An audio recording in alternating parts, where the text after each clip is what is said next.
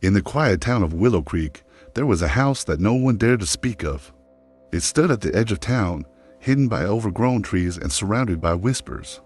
For years, the house had been abandoned, its windows broken, its doors creaking in the wind. But for Emily and her twin brother, Ethan, it was their new home. The day they moved in, Emily felt a chill in the air that had nothing to do with the autumn wind. She had always been sensitive to things others couldn't see, and this house felt wrong. As they unpacked, she couldn't shake the feeling that they weren't alone. It started with small things, whispers in the night, objects moving on their own. Ethan brushed it off, calling it old house noises, but Emily knew better. She could feel eyes on her, watching her every move. Then, one night, Ethan disappeared. Emily woke to find his bed empty, his side of the room cold. Panic set in as she searched the house, calling his name. The only response was silence, thick and suffocating. The police were called, and a search was conducted, but there was no sign of Ethan.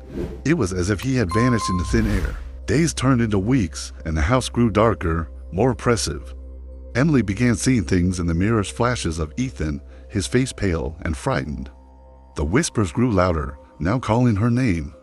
She followed them one night, drawn to a large, ornate mirror in the attic. As she stared into it, the glass rippled and Ethan's face appeared. He was mouthing something, but no sound came out. His eyes were wide with fear, his hands pressed against the glass as if trying to escape.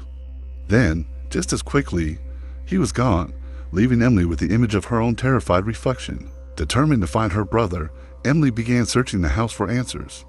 In the dusty library, she found an old journal hidden behind a row of books. The pages were filled with the ramblings of the previous owner, a man who claimed the house was cursed. He wrote about his own twin, who had also disappeared under mysterious circumstances.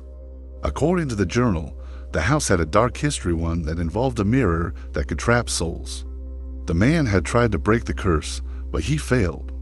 Now, it was up to Emily to save her brother. The journal described a ritual that could open a portal through the mirror, allowing the trapped soul to return. But it came with a warning. The portal could also release something else, something dark and ancient that had been imprisoned in the house for centuries. Despite the risks, Emily prepared for the ritual. She gathered the items mentioned in the journal: a candle, a piece of Ethan's clothing, and a shard of glass from the mirror. As she lit the candle and began the incantation, the air in the room grew cold. The mirror began to glow, the glass shimmering like liquid. Emily stepped through the mirror and into a world that was a twisted reflection of her own. The house was there, but it was dark, decayed, and filled with shadows that moved on their own. The air was thick with the scent of rot, and the whispers were louder, more insistent. She wandered through the darkened halls, calling for Ethan. The house seemed to shift around her, the walls closing in, the shadows reaching out to grab her. But Emily pressed on, determined to find her brother and bring him back. As Emily searched the house, she caught glimpses of a shadowy figure following her. It was always just out of reach, disappearing around corners or fading into the darkness. But she could feel its presence, cold and malevolent, growing stronger with each passing moment. One night, she saw it clearly: a tall, gaunt figure with hollow eyes and a twisted grin. It moved silently, gliding through the air like smoke. Emily knew this was the thing that had taken Ethan, the dark force that had been trapped in the mirror for centuries. Determined to save Ethan, Emily decided to confront the shadow figure. She cornered it in the basement, where the air was thick with darkness. The figure laughed, a sound that chilled her to the bone. It spoke in a voice that was a mix of Ethan's and something much older, much more sinister. It told her that Ethan was trapped in the mirror world, just like the twins before him. The only way to save him was to make a sacrifice to give the shadow figure a new soul to take his place. Emily refused, but the figure's laughter only grew louder, echoing through the house. The shadow figure offered Emily a bargain. If she gave it her soul willingly, it would let Ethan go. She could live forever in the mirror world, never aging, never dying, but always alone. It promised her power, immortality, and freedom from pain. But Emily knew it was a lie. She had to find another way to save her brother. The journal hinted at a way to trap the shadow figure back in the mirror, but it required great sacrifice and bravery. Emily steeled herself for what was to come. Emily prepared for the final ritual, knowing it was her last chance to save Ethan. She gathered the items needed: a silver dagger, the shard of glass, and a vial of her own blood. The ritual was dangerous, but it was the only way to trap the shadow figure and free her brother. As she began the ritual, the house shook and the shadows closed in. The mirror in the attic began to glow, the glass rippling like water. Emily could feel the shadow figure's anger, its desperation to escape. But she continued, her voice steady, her hands sure. The ritual required a sacrifice, and Emily knew what she had to do. She took the silver dagger and cut her hand, letting the blood drip onto the shard of glass. The shadow figure screamed in rage, its form flickering and fading. Emily held the shard up to the mirror, reciting the final words of the ritual. The glass glowed brighter, and the shadow figure was pulled toward it, screaming and clawing at the air. With one last surge of strength, Emily pushed the figure into the mirror, trapping it once again. As the shadow figure vanished, the mirror shattered into a million pieces. The house grew still, the oppressive darkness lifting.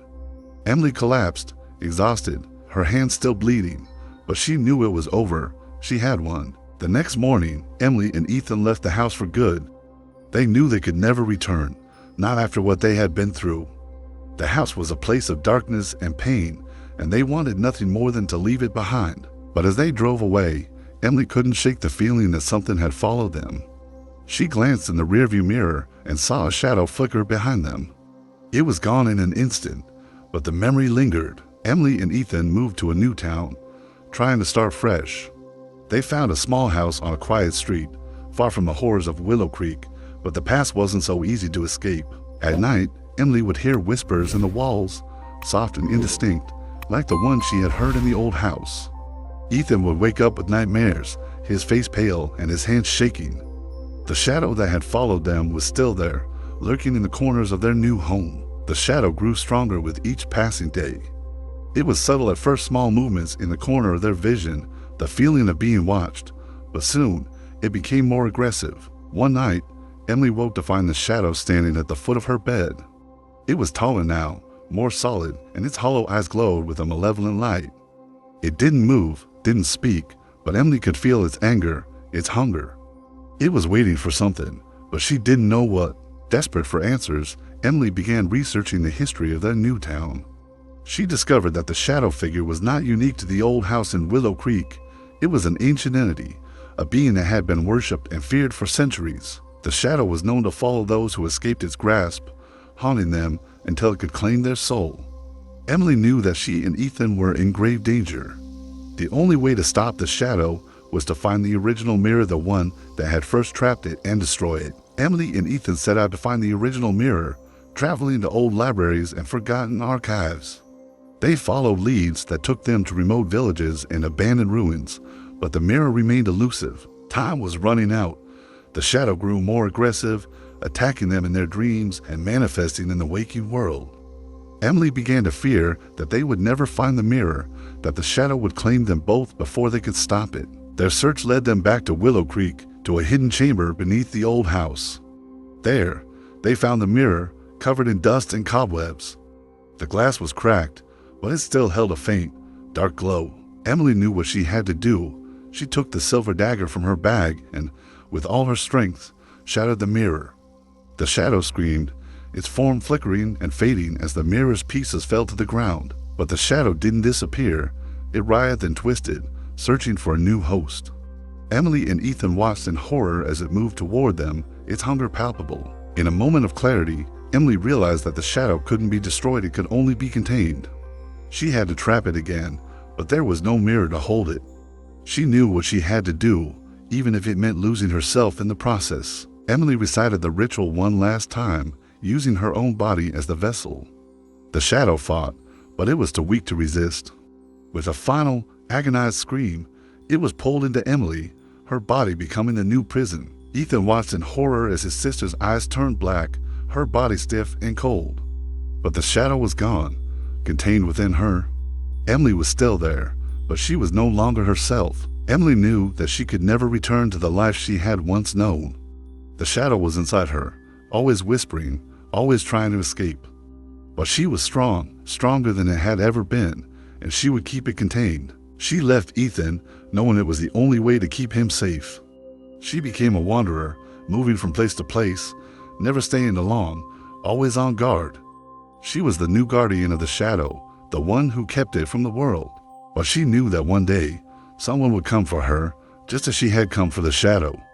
And when that day came, she would be ready.